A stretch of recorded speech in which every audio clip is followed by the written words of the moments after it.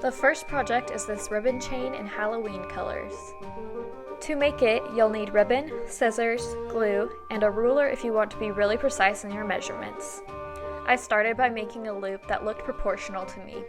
It measured about 7 inches, but you can adjust the length of your strips depending on how wide your ribbon is and what looks good to you. Then I cut a ton of strips of ribbon in each of my 3 colors.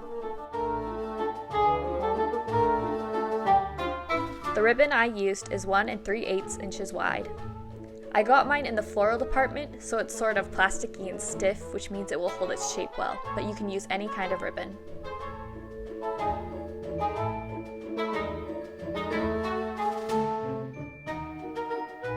To assemble, I made a loop and hot glued it shut.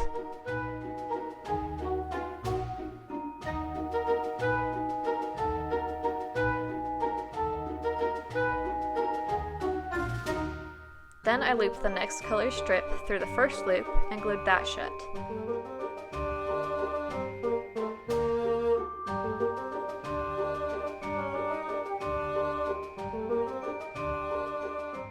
I repeated this until I ran out of ribbon.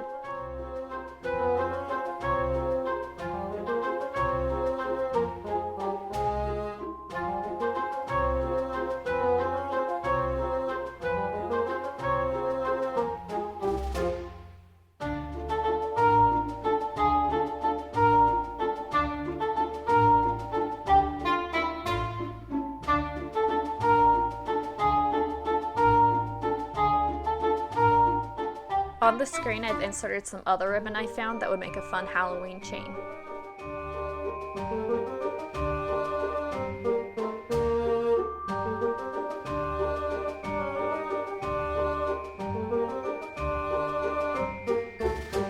This craft is a cheap, easy way to add some festive decor to your living space, and I think it would be fun to make this project in different color combos for other holidays or parties.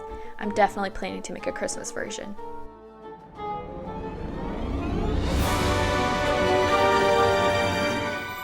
The second craft I made is a Halloween doormat. First, I made my stencils.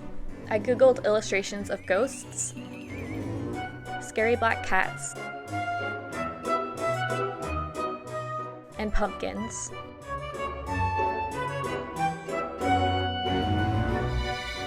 And then I started drawing my shapes.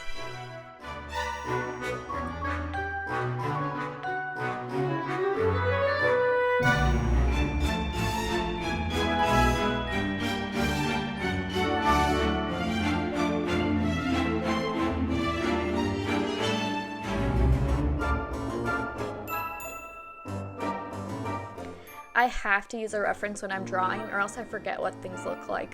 Does anybody else have that problem? But I really enjoy drawing things freehand rather than tracing them, so I just go with it. If you'd prefer, you could also just print out an image to use as your stencil. Then I cut out my images.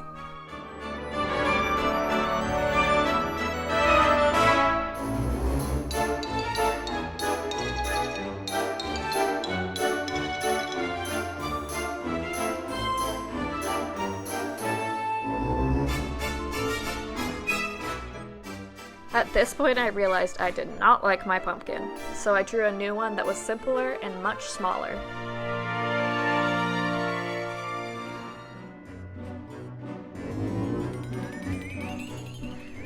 This next step was probably unnecessary, but I traced the images again onto paper so that I could make sure that they looked good as outlines.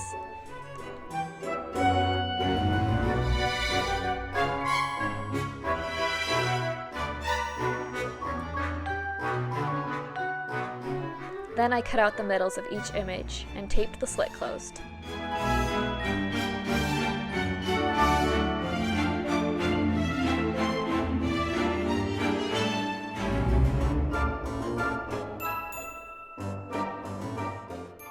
If there wasn't very much border, I added strips of paper so I wouldn't have to worry about accidentally painting outside the lines.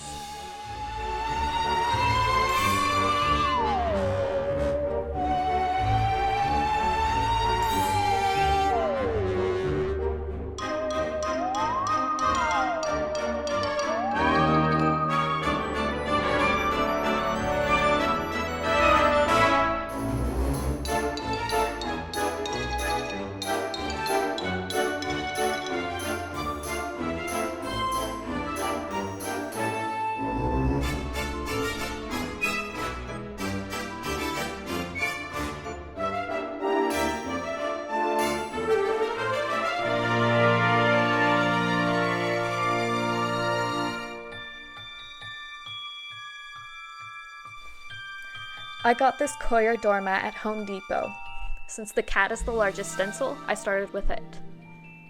I decided 4 cats would fit well on the mat.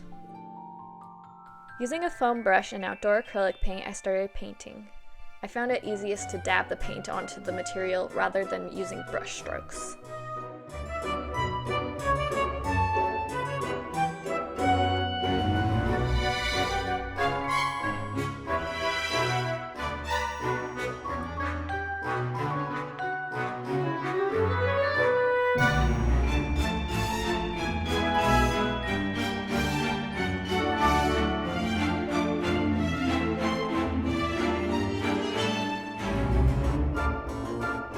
Then I painted 4 of each ghost and 7 pumpkins spread out through the remaining empty space.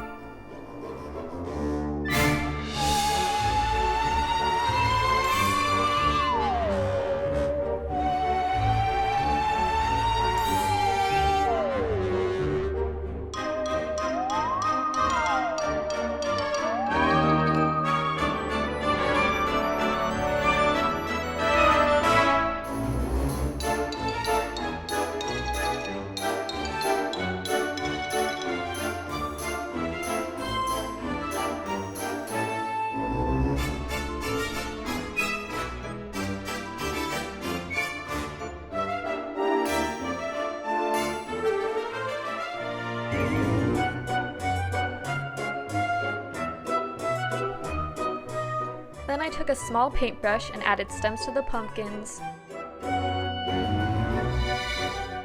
and faces to the ghosts.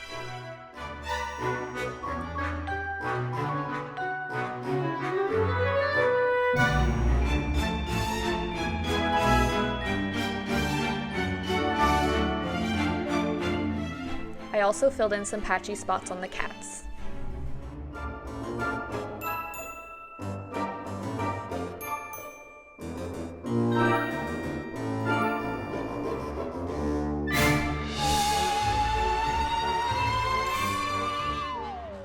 The next project is a wood pumpkin picture made out of paint stirrer sticks. I taped down the sticks with a slight gap between each one and then drew a pumpkin outline.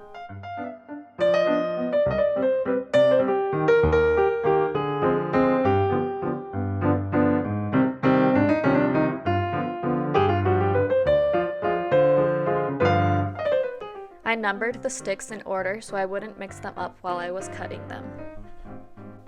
Then I went and cut them out. This was a big pain because I just had a tiny handsaw thing and my cuts were very imprecise. But after sanding them down, I thought they looked a lot better. Then I painted the sides and front of each stick orange.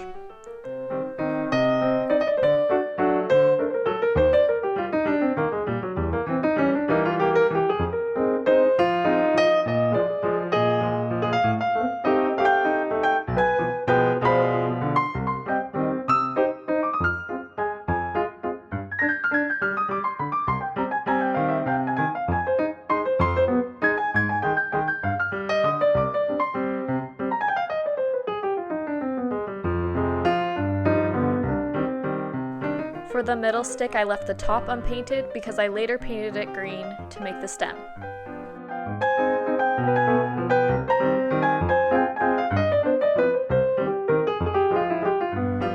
I lost a couple of video clips, including the stem painting clip, but after the sticks had dried, I glued them onto this piece of cardboard covered in a brown paper bag using Gorilla Glue.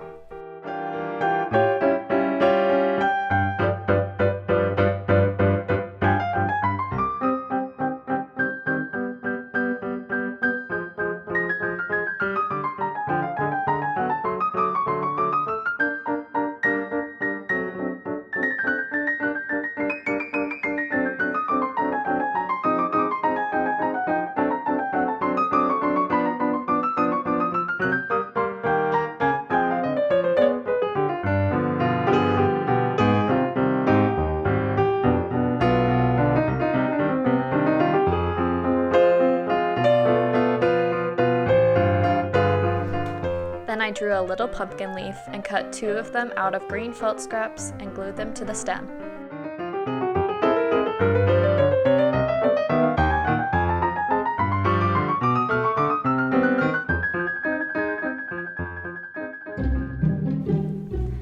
Next, I made spiderweb candle jars using Mod Podge, a foam brush, and the spiderweb fabric that's purple on one side and silver on the other. I cut out a rectangle that was just bigger than the jar.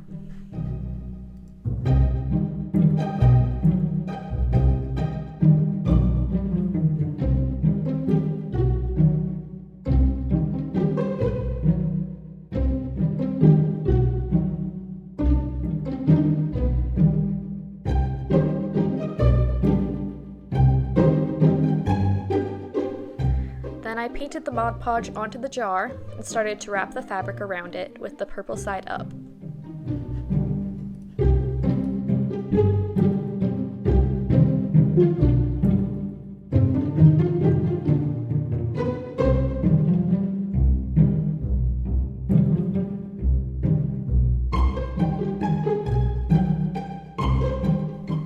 I cut off the extra bit of fabric by the seam and then glued it down where it overlapped.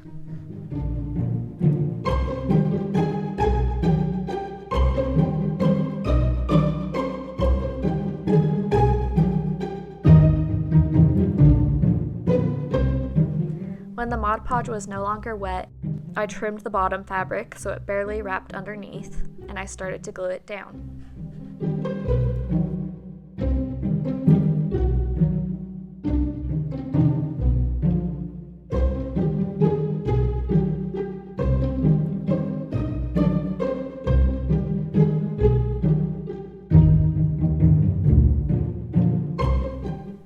I also painted a coat of Mod Podge around the entire jar.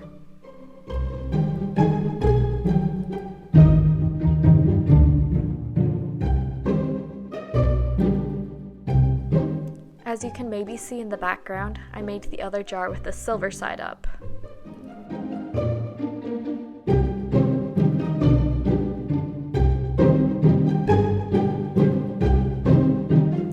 Then I trimmed the fabric around the mouth of both jars and let them sit and dry for a few days.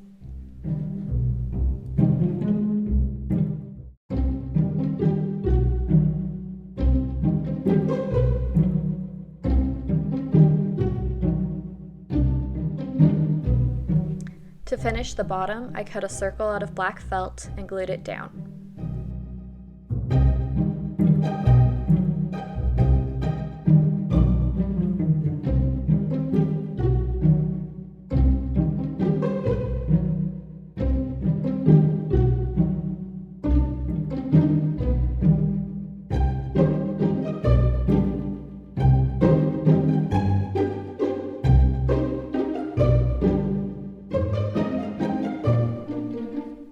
I trimmed off all the extra fabric around the mouth of the jar so that it had a really clean, crisp edge.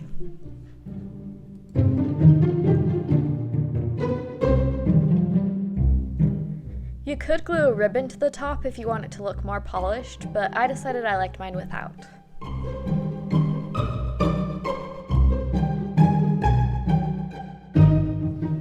The last project I made is a trick or treat banner. I started by tracing and cutting 11 triangles out of some off-white fabric I had.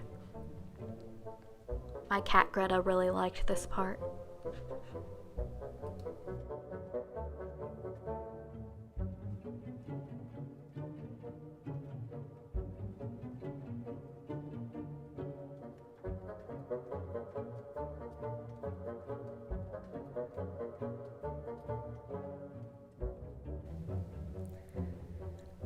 I ironed the triangles, and then I put fray check around all of the edges.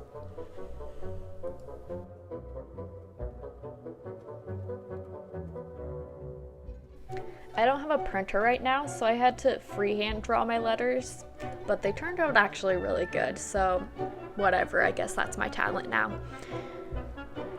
Obviously, the easier way would just be printing out some letters and tracing them, but gotta make things difficult for myself. Then I used a trick I learned in high school art class to transfer the letters to my fabric. Draw with a pencil on the back of your letter, making sure you completely cover the same amount of space as the letter takes up.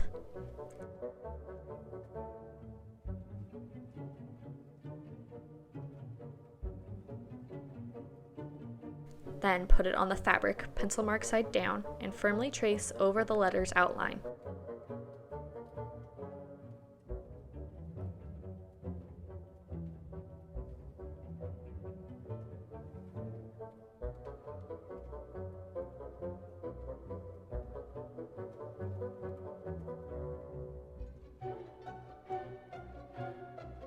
The pencil lead should transfer to the fabric.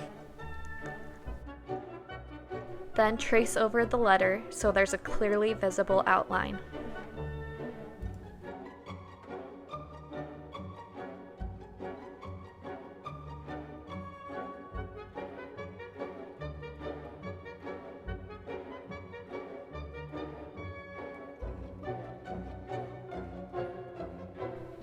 I don't know what happened, but I lost the clips where I painted the letters, so that's kinda lame. But all I did was color them in with a small paintbrush and black paint. It would probably be a lot easier to use a fabric paint pen, so feel free to do that instead. Then I used a Sharpie to fix some of the outlines where I messed up. And finally, I hot glued the triangles to a piece of black ribbon.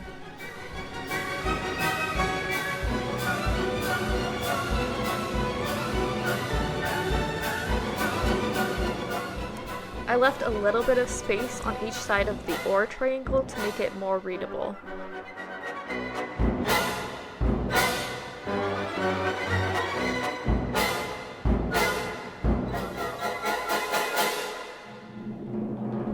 Make sure you're paying attention to which letters you're gluing on, because I wasn't really, and I almost put the A after the OR, which doesn't really spell anything, so yeah.